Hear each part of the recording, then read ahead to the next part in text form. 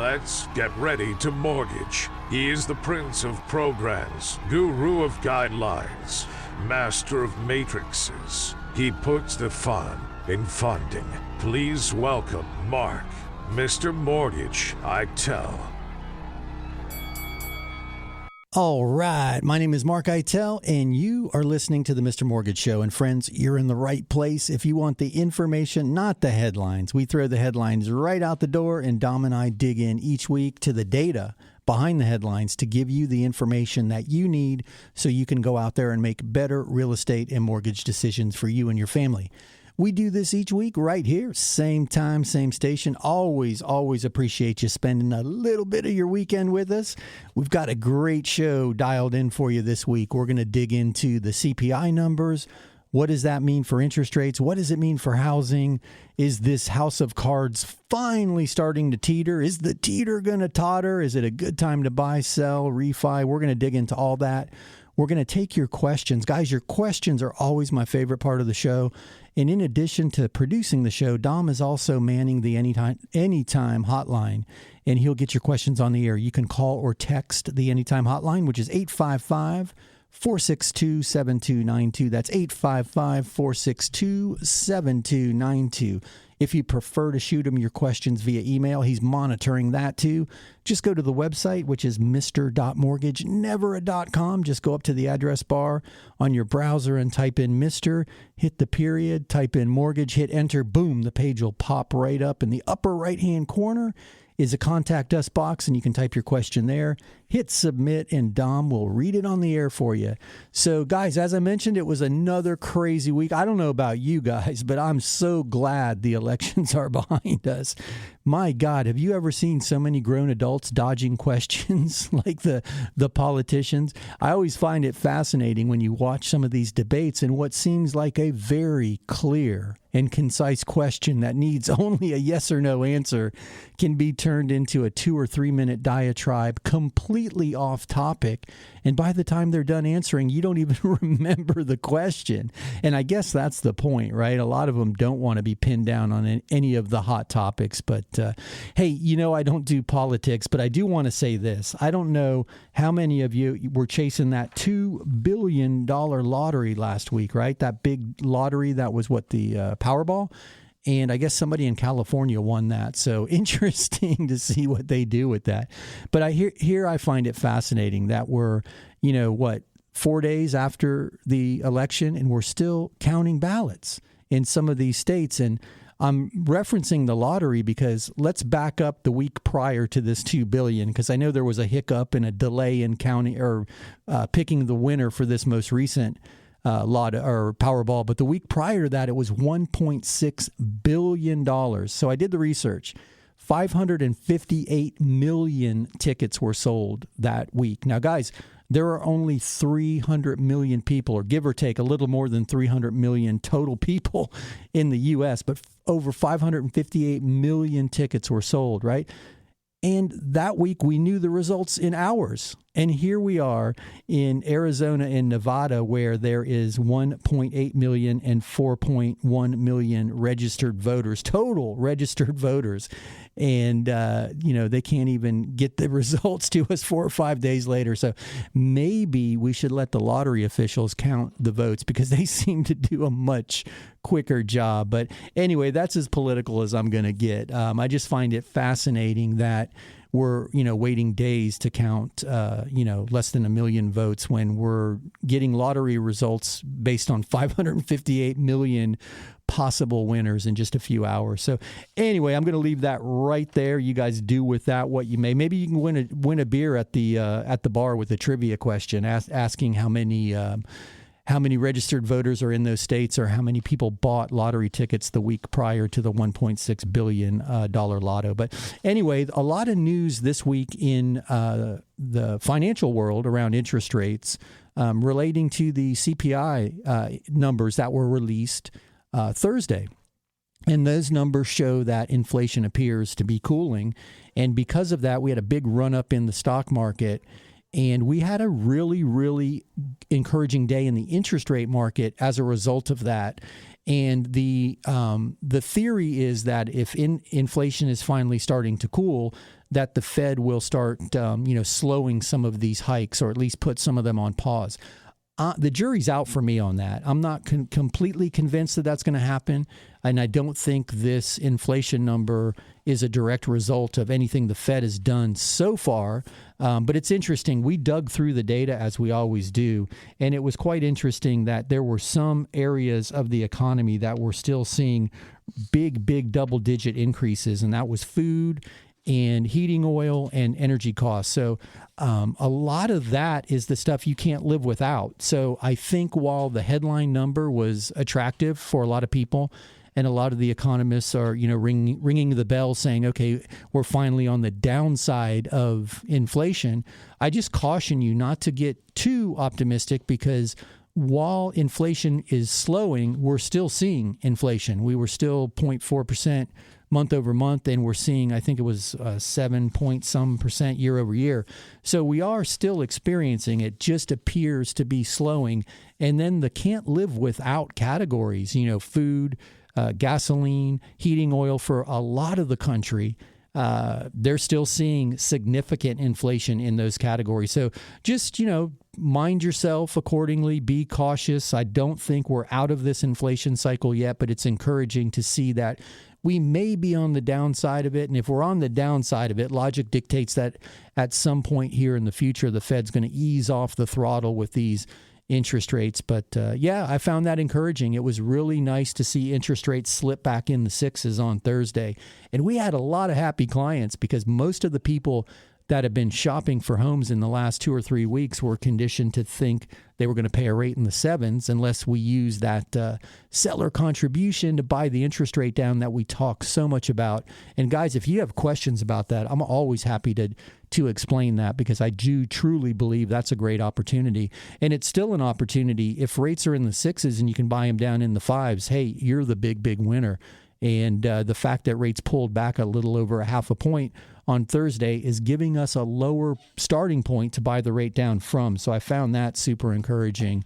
Anyway, we're going to watch the rates. We're going to watch the economic data that controls the interest rate environment. And although you've heard me say it 100 times, the Federal Reserve interest rate hikes don't directly control mortgage rates. Everything does have a tendency to move in the same direction. And we can deep dive what's pressuring the interest rates to move higher. A lot of it has to do with the liquidity on the secondary market. I'm not going to go into that unless you want to. If somebody has a question about it, feel free to call or shoot your question to 855-462-7292, and Dom will get you on the air.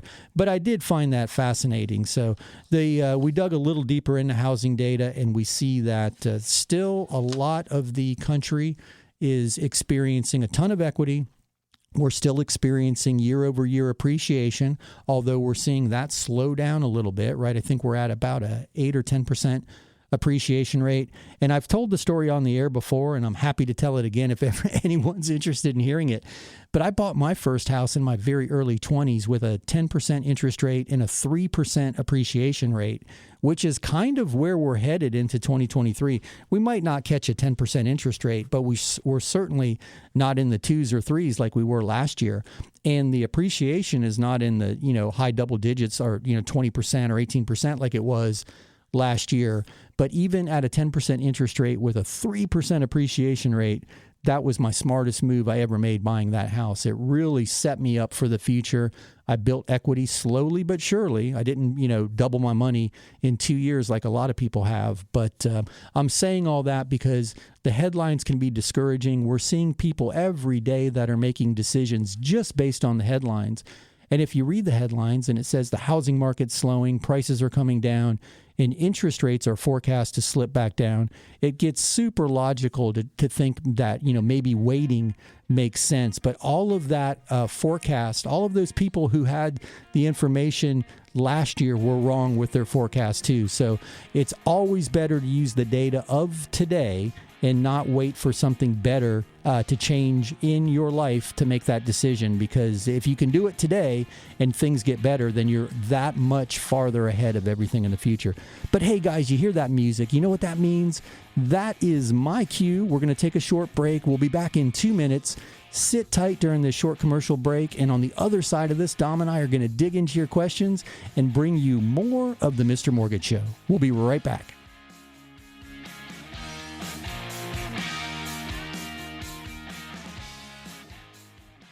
It's not every day that you need an appraisal, whether it's for a divorce settlement, estate planning, or maybe you're appealing a tax assessment, or you just want to make sure you have adequate coverage in your property insurance. When you need a certified appraisal, turn to my friends at SOFLappraisal.com. That's SOFLappraisal.com. Peter and his team have been appraising properties here in South Florida for decades. SOFLappraisal.com. And tell them you heard this on the Mr. Mortgage Show. Here's another 5-star review. My wife and I own a small business, and the way our accountant file our taxes, we don't show much income on tax returns. Because of this, it looks as if we don't make the money. This was a problem for our bank when we applied for a mortgage, but not for Mark. He verifies our income by using our monthly bank statements. Mark and his Mr. Mortgage team made a big difference for me. Yes, I am happy to recommend Mr. Mortgage Mark. Hey, it's Mark Eitel, host of the Mr. Mortgage Show. You hear me all the time talking about the need to have the very best team representing you in a real estate transaction. And that starts with a really great agent. If you've got a great agent, that's awesome. But if you don't, check out www.reallyGreatAgents.com. There you'll find the best of the best, regardless of the city they work in or the brokerage they work for. www.reallyGreatAgents.com. www.reallyGreatAgents.com. Are inflation and everyday expenses eating into your retirement income? Maybe you've considered a reverse mortgage and have unanswered questions like, do I still own my property? Can the bank kick me out? What happens when I die? Can I still leave my house to my kids? These are all great questions. Visit www.moreaboutreverse.com to learn more. That's www.moreaboutreverse.com. www.moreaboutreverse.com. Welcome back to the Mr. Mortgage Show. Call us now at 855-462-7292. All right, we are back. You heard the man, 855-462-7292. That's 855-462-7292. You can call or text your questions to that number. And Dom, my amazing producer and sidekick and partner in crime here, he'll get your questions on the air. That's 855-462-7292. Or visit the website, mr.mortgagenever.com. Heck, leave off the W's, leave off the .com. Just go up to your address bar and type in Mr., hit the period, type in mortgage, hit enter, will pop right up. There's a contact us box on the upper right-hand corner. You can type your question there, and Dom will get it via email. So super excited to get to your questions. But before I do, I was kind of rambling a bit there at the end of that last segment and lost my train of thought. And I found my train of thought. My train has come on in.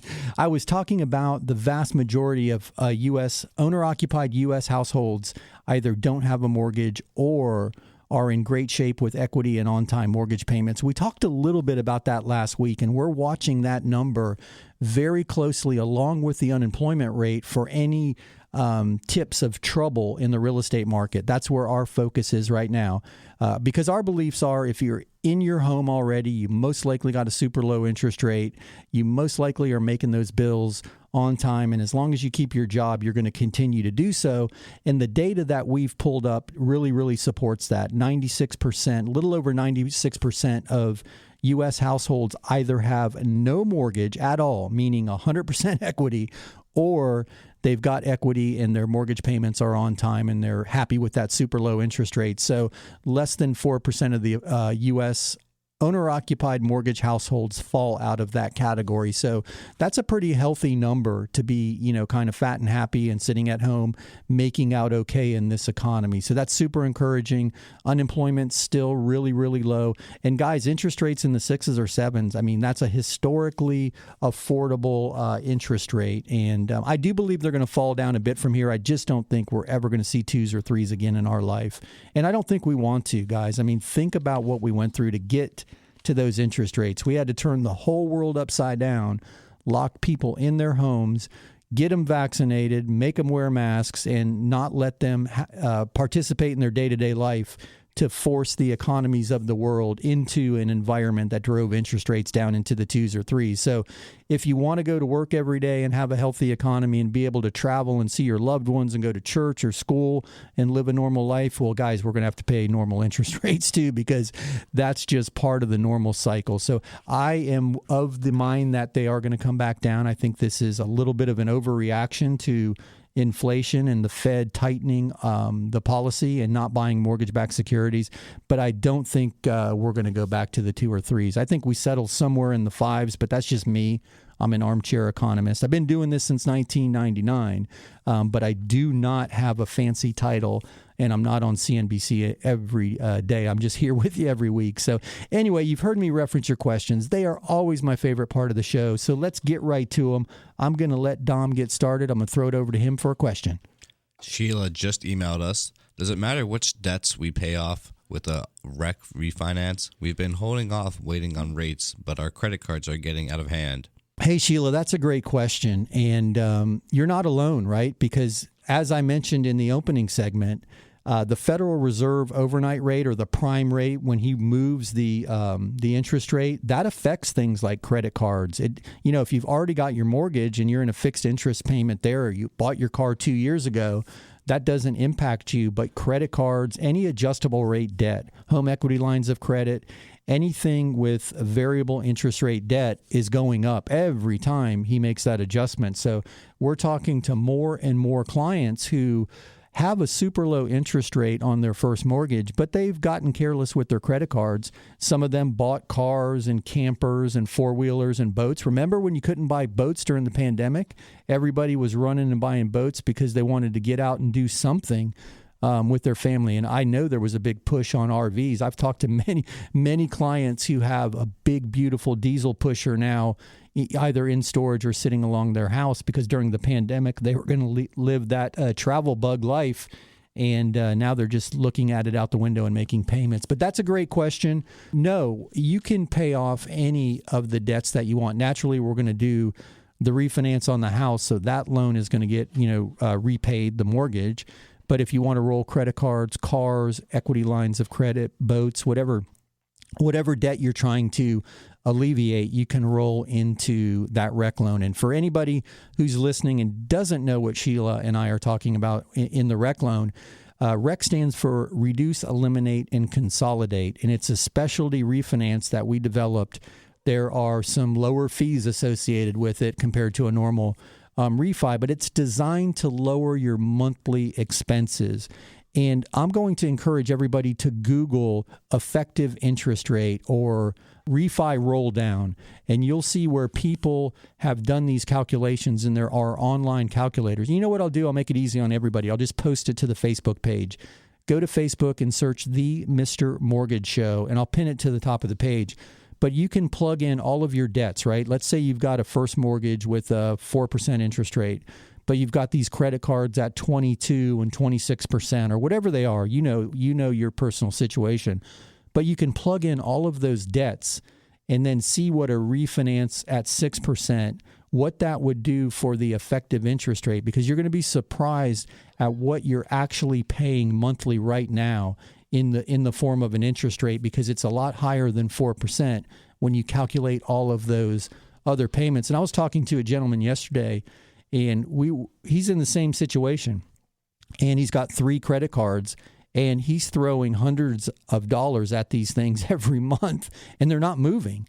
And it's directly related to that super high interest rate, because they're adjustable rate debt, and the Fed just took another swing at interest rate hikes last month, or earlier this month rather. So anyway, that's a brilliant question. The REC refi, any of your consumer debt, we can roll that in, and you can pull some cash out with that refi too if you wanted to do some home improvements. So Sheila, thanks for that question, but let's keep your questions rolling. I'm going to throw it over to Dom for another one. Kevin called in asking, with this week's CPI number being low, do you think rate hikes will end now?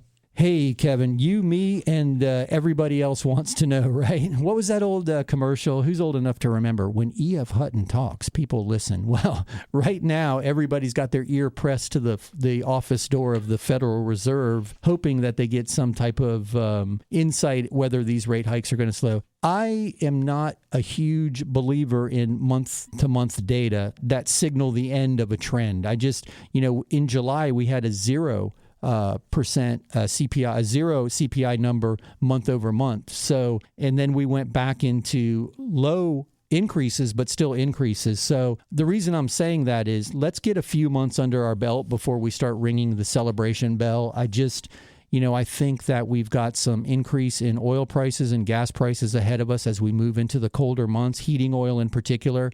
We've got the uncertainty in Russia still, and that's weighing on the international oil and petroleum market because they supply a lot of the countries in the world. Not us, but if all of a sudden other countries are shopping in the same store we're shopping in, that puts burden on supply. So I'm not super convinced that we've entered a downward trend yet. I'm hoping that we flatten and then we start to ease from here. So to answer your question, brother, I just don't know. I do think more rate hikes are in our future. I don't think they're going to be 75 basis points each time. But I don't think we've left the environment of inflation, nor have we left the environment of the Federal Reserve trying to do whatever they can to slow inflation. And the only tool left in their toolbox is interest rate hikes.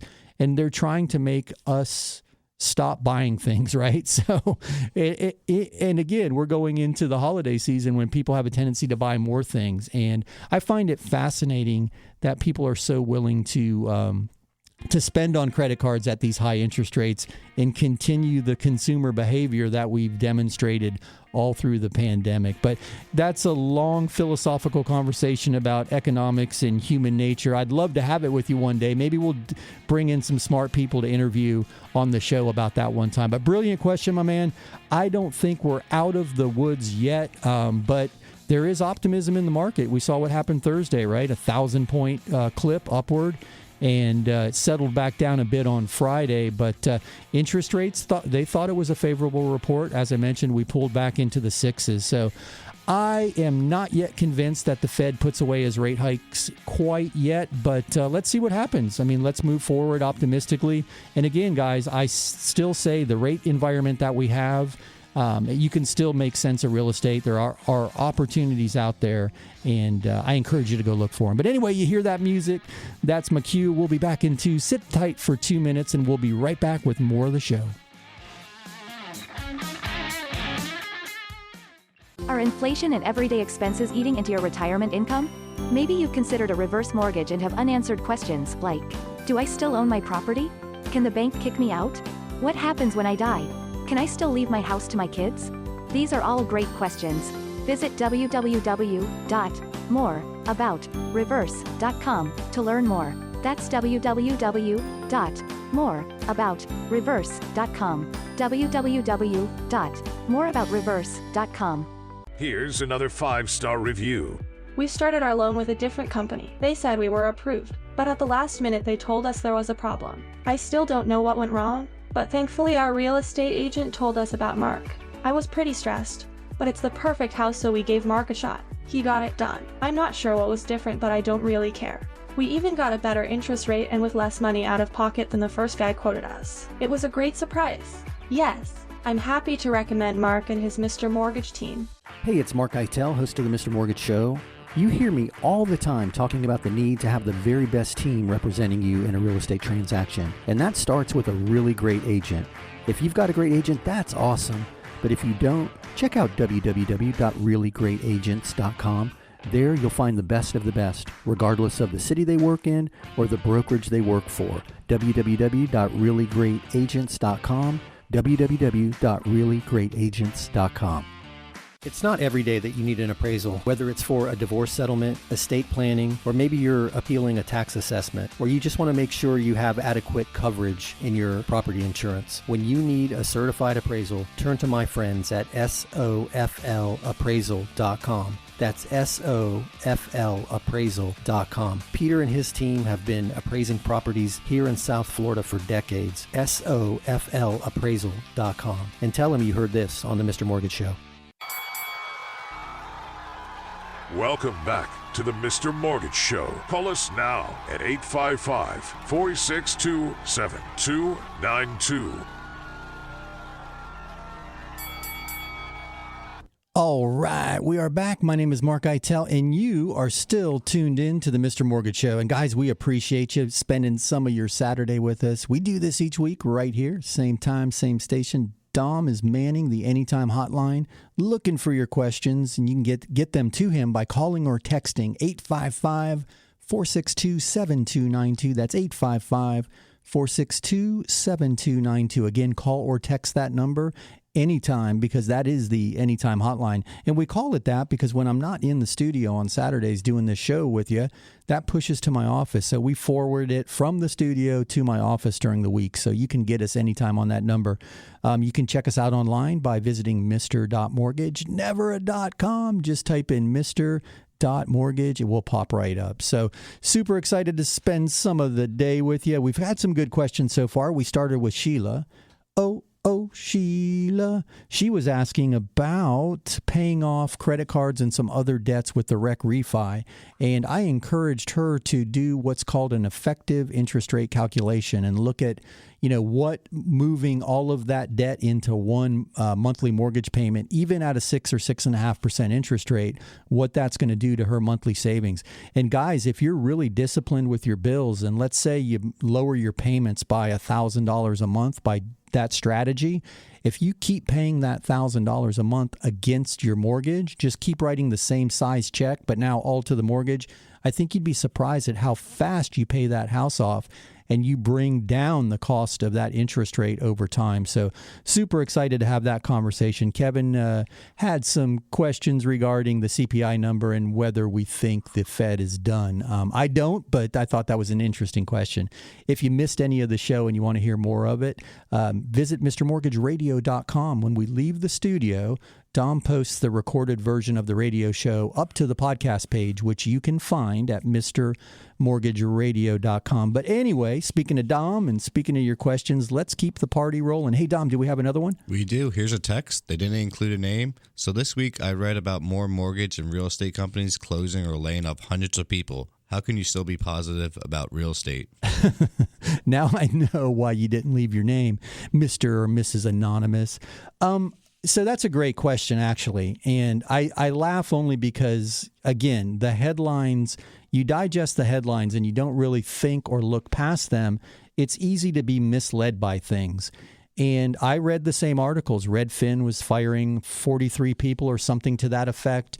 A lot of the, .com lenders have either greatly reduced staff or closed altogether. So guys, think about it this way. When opportunity knocks, opportunistic people come out of the woodwork. So we just left an environment where interest rates plummeted into the twos, right? So you could take a 30-year fixed rate mortgage in the twos, and I even did some 15-year mortgages in the ones. Wow, crazy to think about that. 30-year debt in the twos and 15-year debt in the ones. That's nuts, right? So as soon as that happened, everybody and their brother with a call center and some headsets turned into a mortgage company. And it was really easy. They had people cold calling all of the homeowners saying, hey, Mr. Johnson, Mrs. Johnson, what's your interest rate? Oh, Mr. Cold Caller, my interest rate is 6%. Hey, would you like an interest rate in the twos? Oh, yes, I would love an interest rate in the twos. Okay, boom, here we go. So all of these companies hired aggressively. A lot of them sprouted up out of nowhere because there was opportunity there. It's, like a T-shirt seller or a ticket scalper out in front of the stadium. There's business there for him at that moment, but next week he's going to be selling insurance or driving Uber again. Once the opportunity passes, they can't afford to stay in business because they're not working with purchase-driven real estate agents or consumers who are trying to buy or refinance their primary, they were set up to take advantage of the opportunity. Well, at the 6s and 7s, that phone call is very, very different. Hey, Mr. and Mrs. Johnson, what interest rate do you have? Oh, hey, Mr. Cold Caller, my interest rate is in the 2s. Oh, well, can I interest you in a rate in the 7s or 6s? No, thank you, Mr. Cold Caller. So you see my point. Suddenly that opportunity no longer exists. They can't afford to keep these people on the payroll, and they close their company, and they'll pop up when there's another opportunity somewhere else. Maybe it's homeowners insurance or life insurance or who knows where. There's always another opportunity. But a lot of these companies weren't built for the fundamentals, the long-term principles of real estate. They were geared up for that opportunity, and when that opportunity passed, they closed down.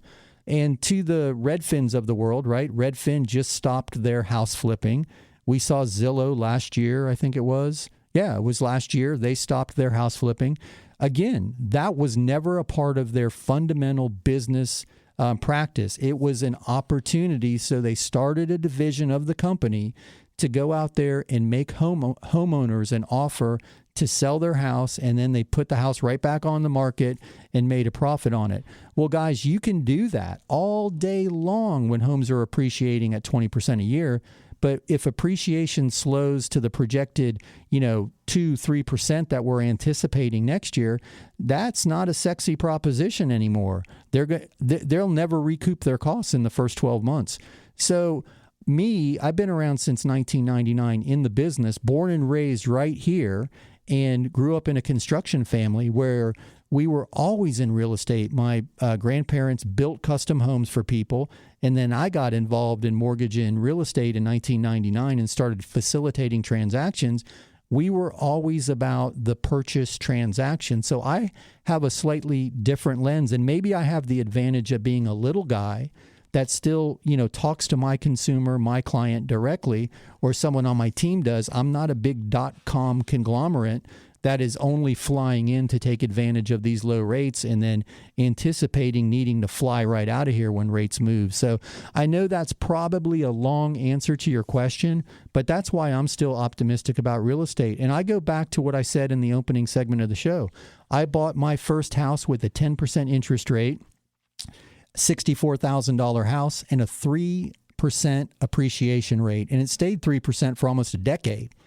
That's pretty boring. That's not sexy. That's not a low interest rate and fast appreciation and making an opportunistic buck. That was a guy who just needed a place to live, went home every day, laid down my head each month. I wrote that check. I'll never forget it. $561.65 a month was my payment. But guess what? I sold that property, cashed the equity out, bought my next house, moved up. But it all started with that first fundamental purchase. And maybe I'm glad you're asking this question because it's really got my wheels turning. Maybe we need to look at that as the example because we can't look at the last 2 years. That was an anomaly. We need to look at reality. And if reality is an interest rate of 8 or 9 or 10% and appreciation is 2 or 3%, I can show you in my own life how that made sense. So great question. I remain optimistic, but I am going to stop talking about myself and throw it over to Dom, see if we can't get in another question. We can. Amanda texted this one. I called your office and got some information about the 100% loan program for first-time buyers. I'm excited. Can my parents help with the down payment with this program? Thanks for your help. Hey, Amanda, thank you for the question, and I'm super excited that you called in. We are looking forward to helping you. So, guys, there is a 100% program out there right now. It's a grant. You don't have to be a hometown hero. I like it better than hometown heroes because the grant portion is forgiven. You don't have to make payments, and you don't have to repay it if you sell the house or refinance it. And hometown heroes, you do have to pay back that grant lives on as a second mortgage. You don't have to make monthly payments, but you do have to pay it back if you sell the house or refi. But anyway, Amanda, to your question, yes, your parents can gift you the down payment. So guys, this is a really powerful tool. It's an FHA mortgage, which is a 96.5% loan. It has broad qualifying parameters, right? FHA has more liberal underwriting guidelines than conventional. And then you get a 3.5% grant on top of it to get you to 100%. The seller can contribute up to 6% to your closing costs, and you can get gift funds from your folks. So I'm excited for you, Amanda, and we are looking forward to working with you. Guys, if you have questions about that program, it is better than Hometown Heroes, because if you're not in one of those hero categories, Hometown Heroes doesn't even apply to you. And this loan program does work for hero category also. It's not cutting anybody out of the equation. So we are super excited to roll that out. And Amanda, thank you for calling the office and checking that out. But hey guys, you hear the music, you know what that means? It is time for another break. That's my cue. We'll be back in 2. Sit tight for 2 minutes. On the other side of this break, we'll be back with more of the show. It's not every day that you need an appraisal, whether it's for a divorce settlement, estate planning, or maybe you're appealing a tax assessment, or you just want to make sure you have adequate coverage in your property insurance. When you need a certified appraisal, turn to my friends at SOFLappraisal.com. That's SOFLappraisal.com. Peter and his team have been appraising properties here in South Florida for decades. SOFLappraisal.com. And tell them you heard this on the Mr. Mortgage Show. Here's another 5-star review. As a realtor, I have a bunch of mortgage brokers to choose from, but I prefer to work with Mark and his Mr. Mortgage team. In this crazy market, there is no room for error, especially on the mortgage side. Mark's team moves fast, keeps everybody in the loop, and makes things happen. They always give my clients a great deal and take the time to walk them through every step of the process. When you're considering a lender, I encourage you to talk to Mark Eitel and the Mr. Mortgage team. Hey, it's Mark Eitel, host of the Mr. Mortgage Show. You hear me all the time talking about the need to have the very best team representing you in a real estate transaction. And that starts with a really great agent. If you've got a great agent, that's awesome. But if you don't, check out www.reallyGreatAgents.com. There you'll find the best of the best, regardless of the city they work in or the brokerage they work for. www.reallyGreatAgents.com, www.reallyGreatAgents.com. Are inflation and everyday expenses eating into your retirement income? Maybe you've considered a reverse mortgage and have unanswered questions like, do I still own my property? Can the bank kick me out? What happens when I die? Can I still leave my house to my kids? These are all great questions. Visit www.moreaboutreverse.com to learn more. That's www.moreaboutreverse.com. www.moreaboutreverse.com. Welcome back to the Mr. Mortgage Show. Call us now at 855-462-7292. All right, we are back. My name is Mark Eitel, and you are tuned in to your very favorite real estate and mortgage show of the week, maybe of all time. Well, it's my favorite show of all time because I get to sit here and answer your questions. Guys, we appreciate your questions, your comments, your well wishes. If you want to call or text, you can get a hold of us at 855-462-7292. That is the Anytime hotline. I know Dom's got some questions over there. We were just talking during the break, but 855-462-7292 is how you get your questions in the queue, and Dom will read them on the air for you. You can always visit the website also, mr.mortgagenever.com. Just try it right now if you're sitting at home and you're in front of your computer. Go up to the address bar in your browser. Don't type in any W's. Just type in Mr. Mortgage and hit enter. I know it's super hard to resist the urge of typing in .com, but we've made it super, super easy. Just type in Mr.Mortgage, hit enter, and the website will pop up in the upper right-hand corner of the page as a Contact Us box. There you can submit your questions via email, and Dom will read them on the air. And then lastly, we have the podcast page. So if you have liked anything that you've heard and you want to hear it again, or if you've missed the first half of the show, guys, we had some great questions so far. We talked about 100% first-time buyer programs. We talked about effective interest rate in calculating a refi and paying off credit cards.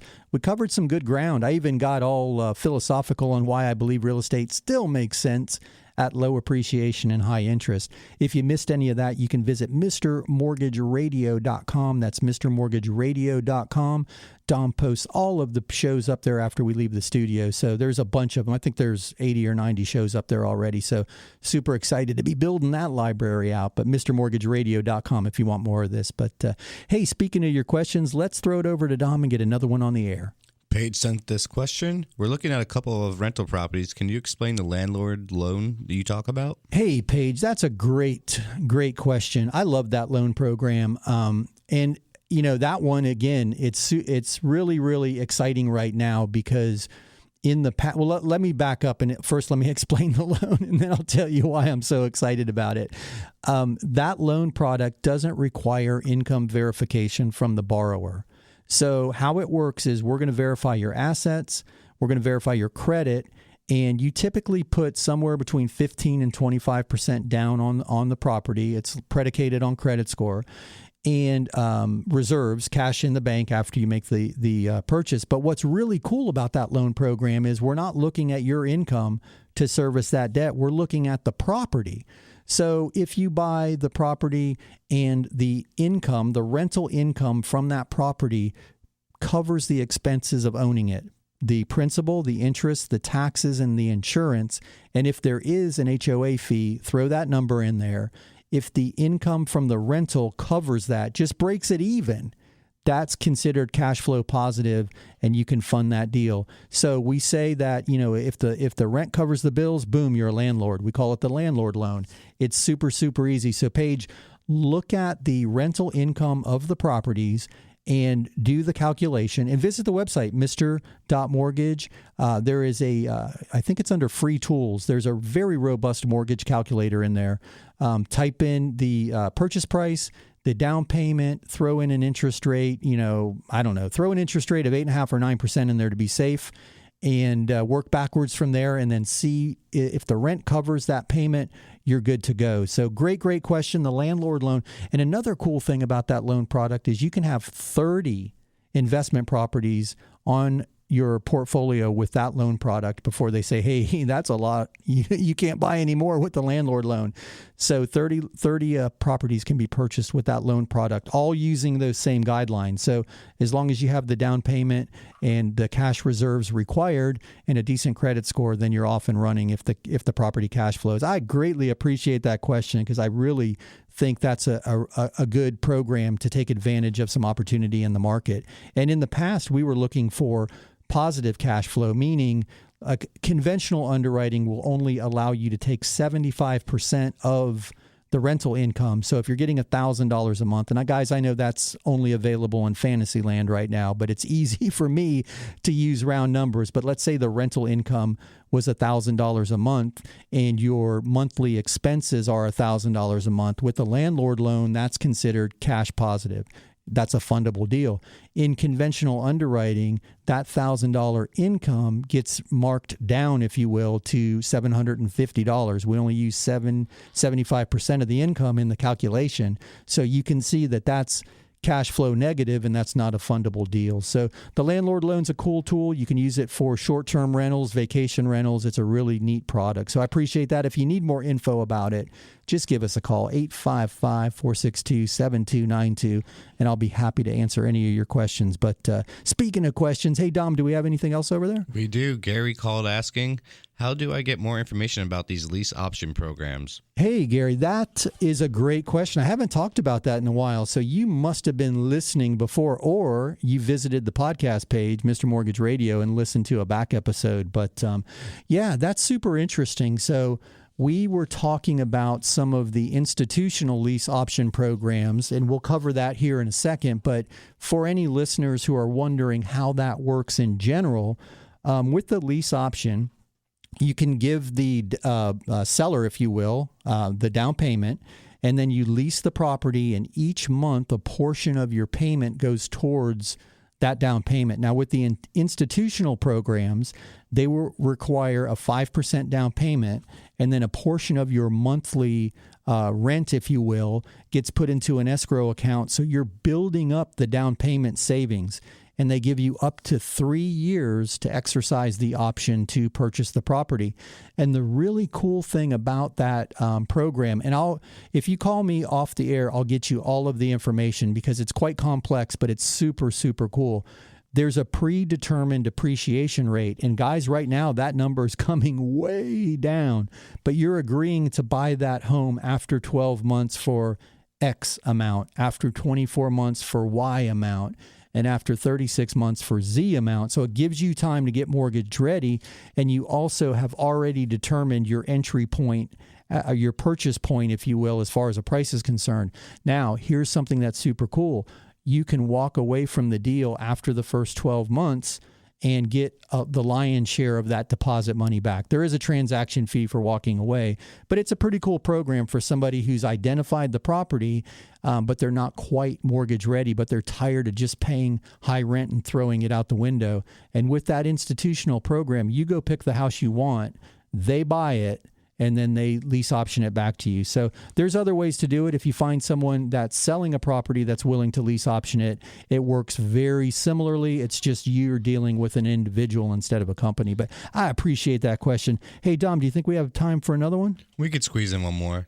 Charlie sent us a text just before. Our homeowner insurance just jumped in. It's now almost $9,000. I know I can't drop my insurance because we have a mortgage, but can I reduce my coverage?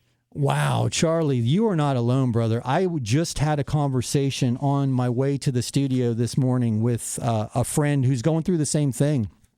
And they put a new roof on their house, I don't know, last couple years, a beautiful metal roof. But in the back of the house, there's a flat roof section that, hey, I don't know how old it is. I don't think they know how old it is, but it never leaks. It's in great shape.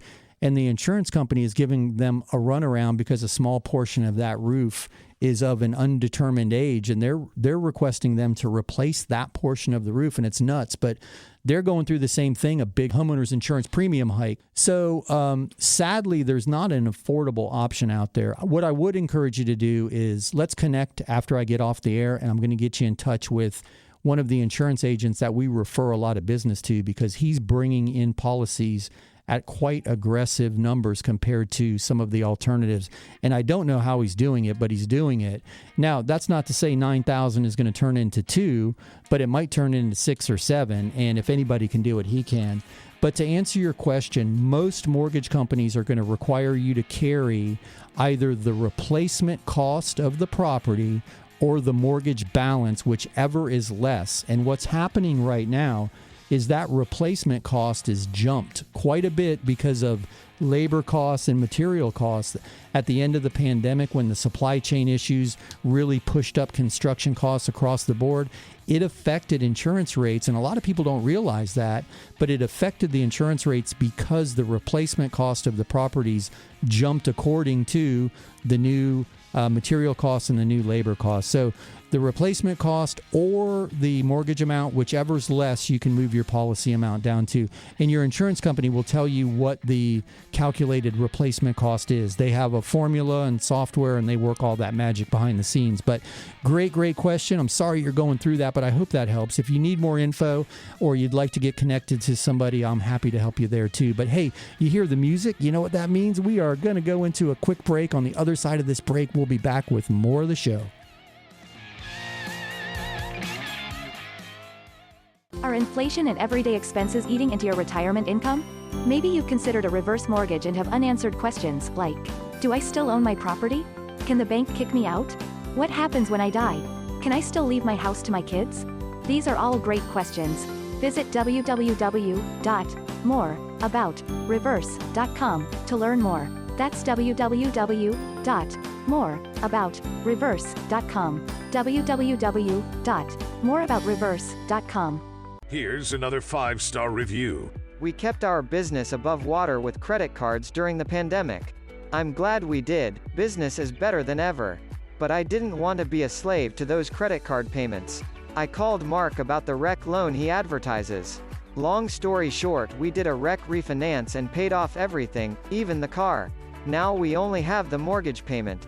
We're saving a bunch every month. Yes, we are happy to recommend Mark and the Mr. Mortgage team.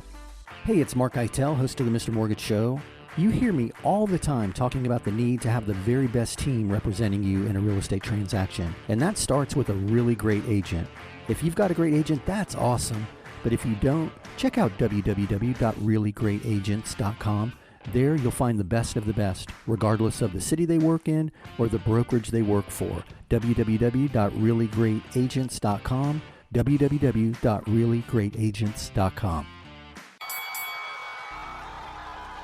Welcome back to to the Mr. Mortgage Show. Call us now at 855-462-7292.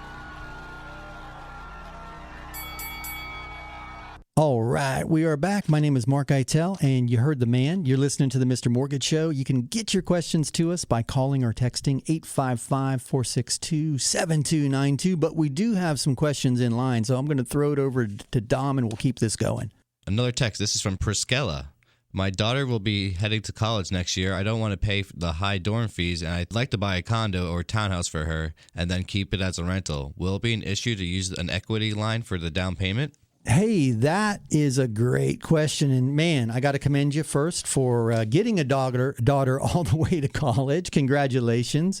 You might have done the prepaid college fund. But anyway, yeah, that's a brilliant question. So, and not uncommon. We have a lot of parents who are buying condos or even, you know, some small homes, and they're keeping them as rental property. So brilliant strategy. But yes, you can use the home equity line of credit to pull out enough money for the down payment, assuming that your debt to income ratios work with that additional debt.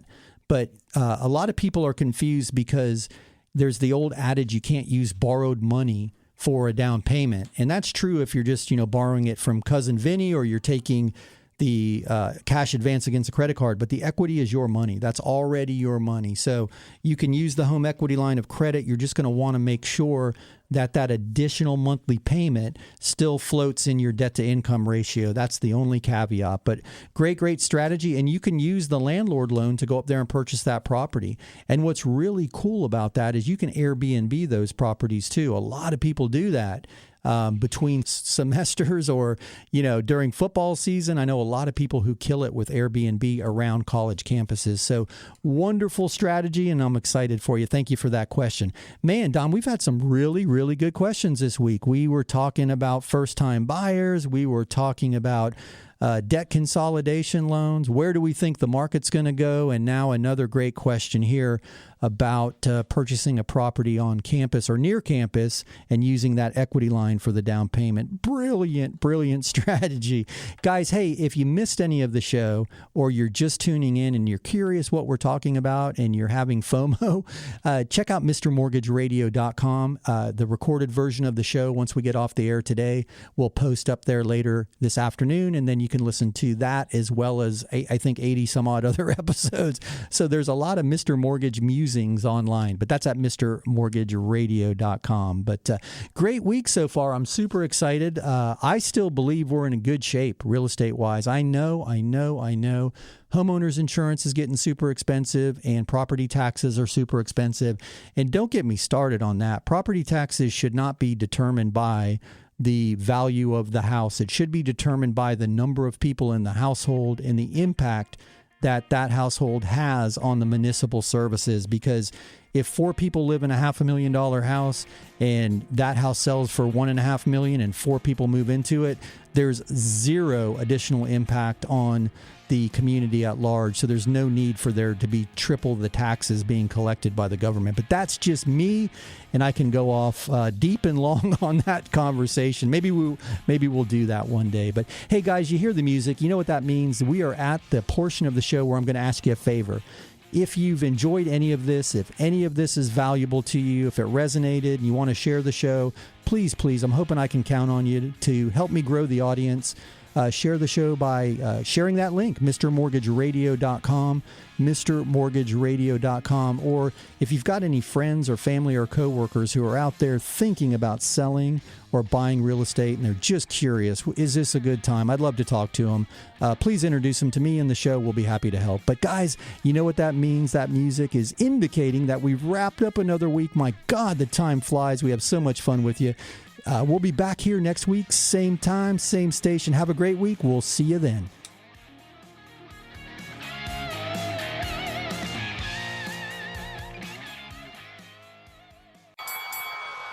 That's a wrap. Join Mark Eitel next week for more thrilling, edge-of-your-seat discussions about real estate and mortgages right here on The Mr. Mortgage Show.